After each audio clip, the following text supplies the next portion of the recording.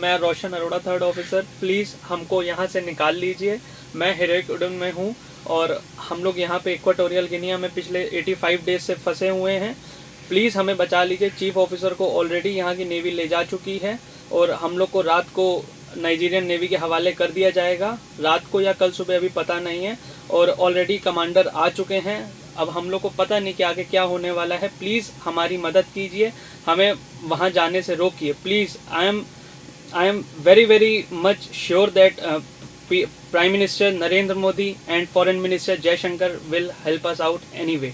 Thank you. Please. रोते बिलखते इस परिवार को जरा गौर से देखिए। यह परिवार उन 26 बंधकों में से एक रोशन अरोड़ा का है।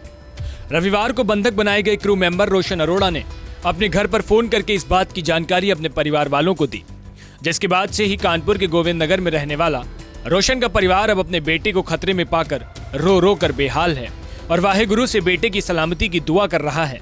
साथ ही सरकार से गुहार लगा रहा है कि बेटे की जल्द वतन वापसी हो जाए। रोशन ने एक ऑडियो भी भेजा जिसमें सारी उम्मीदें छोड़ वो कह रहा है कि अब सब खत्म है। रोशन ने विदेश मंत्री एस जयशंकर और प्रधानमंत्री नरेंद्र मोदी से बचाने की गुहार भी लगाई है। मैं रोशन अरोड़ा, 3rd ऑफिसर। प्लीज़ हमको यहाँ से निकाल लीजिए। मैं हेरोइक में हूँ और हम लोग यहाँ पे इक्वाटोरियल गिनिया में पिछले 85 डेज से फंसे हुए हैं। प्लीज़ हमें बचा लीजिए। चीफ ऑफिसर को ऑलरेडी यहाँ की नेवी ले जा चुकी है और हम लोग को रात को नाइजीरियन नेवी के हवाले कर दिया जाएगा, रात को या कल सुबह, अभी पता नहीं है। और ऑलरेडी कमांडर आ चुके हैं।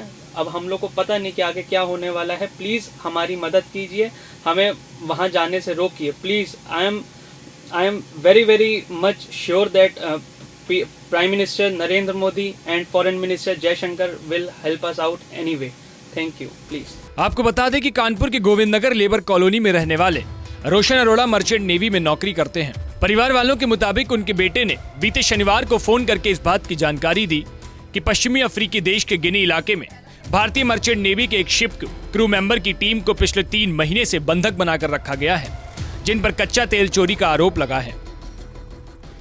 बता दें कि भारत से क्रूड ऑयल लेने के लिए निकले शिप को पश्चिमी अफ्रीका के गिनी इलाके में गिनी नेवी के अधिकारियों ने हिरासत में ले लिया। दरअसल बीती 8 अगस्त को भारत से नाइजीरिया पहुंचे एक शिप को नाइजीरिया के नेवल अधिकारियों ने जांच के लिए रोका था, लेकिन कंपनी के उच्च अधिकारियों से बात करने के बाद शिप के क्रू मेंबर्स ने शिप को गिनी इलाके की ओर मोड़ दिया। गिनी पहुंचते ही गिनी के नेवल ऑफिसर्स ने नाइजीरियन नेवल ऑफिसर्स से शिकायत पर शिप को रोक दिया और सभी क्रू मेंबर्स को हिरासत में ले लिया। तब से आज तक 3 महीने बीत चुके हैं। बावजूद इसके अभी तक गिनी में 26 में से 15 क्रू मेंबर्स को मालावो में हिरासत में रखा गया था, जबकि 16 क्रू मेंबर्स को शिप के अंदर ही नजरबंद कर दिया गया था। आज जब इन लोगों को यह बताया गया कि अब उन्हें गिनी से नाइजीरिया सरकार को सुपुर्द कर दिया जाएगा, उसके बाद सभी बंधकों ने अपने परिजनों को सूचना दी और खुद को यहाँ से निकालने के लिए भारत सरकार से भी अपील की है।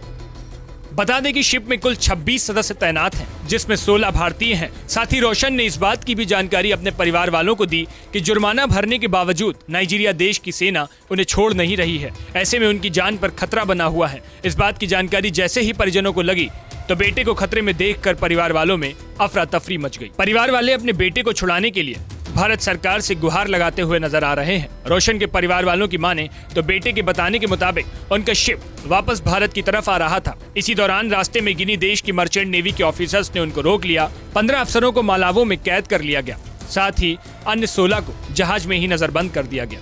वहीं उन्होंने बताया कि इस घटना के 3 महीने बीत चुके हैं, लेकिन उसने अपने घर वालों को अभी तक जानकारी नहीं दी थी। मगर अब जब गिनी नेवी ऑफिसर्स पकड़े गए, सभी क्रू मेंबर्स को नाइजीरिया नेवी को सौंपने वाले हैं, तो रोशन के अपने मुक्त होने के हौसले टूट गए, जिसके बाद से सारे लोग दहशत में हैं। वहीं पीड़ित परिवार ने बताया कि उन्होंने शिपिंग कंपनी के अधिकारियों से भी इस पूरे मामले पर जब बात की तो उन्होंने नाइजीरिया व गिनी देशों के अफसरों के संपर्क में होने की बात कही है।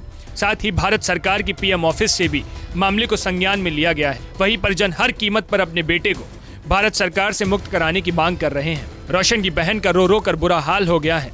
उसकी हर किसी से बस एक ही अपील है कि जल्द से जल्द मेरे भाई को वापस ले आओ। वो अप्रोक्सीमेटली 8 अगस्त को नाइजीरिया के लिए निकले थे। नाइजीरिया पहुंच चुके थे।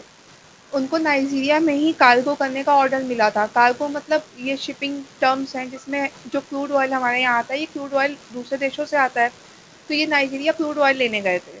तो वहाँ पे क्रूड ऑयल निकालने के लिए उनको 1 हफ्ते का टाइम दिया गया था। शायद कोई और कंट्री उस समय वहाँ पे काम कर रही थी, तो इनको 6 दिन वेट करने का टाइम दिया था।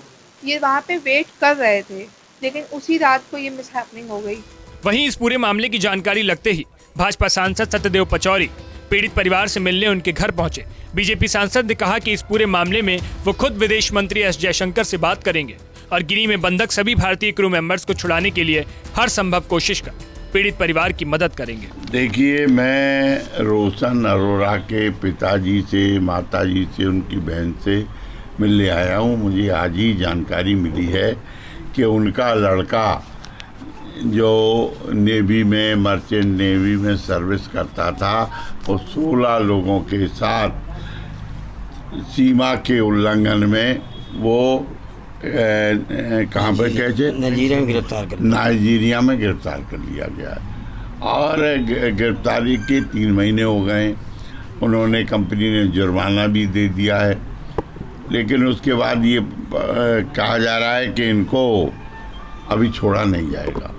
मैं इनसे जानकारी भी करने आया हूँ कि इन्होंने अभी तक क्या कार्रवाई की है, उनको क्या मदद मिली है। तो मुझे पता चला कि केवल इन्होंने पीएमओ में एक चिट्ठी डाली है, बाकी कोई कार्रवाई नहीं की है। कंपनी ने क्या की इनको नहीं पता है। मैंने इनसे कहा है कि पूरा प्रार्थना पत्र मेरे नाम का डिटेल बना के दे दीजिए, मैं विदेश मंत्रालय से बात करूँगा। नमस्कार, मैं हूं मानक गुप्ता। अगर आपको हमारा ये वीडियो पसंद आया हो तो इसे लाइक और शेयर जरूर करें और हाँ,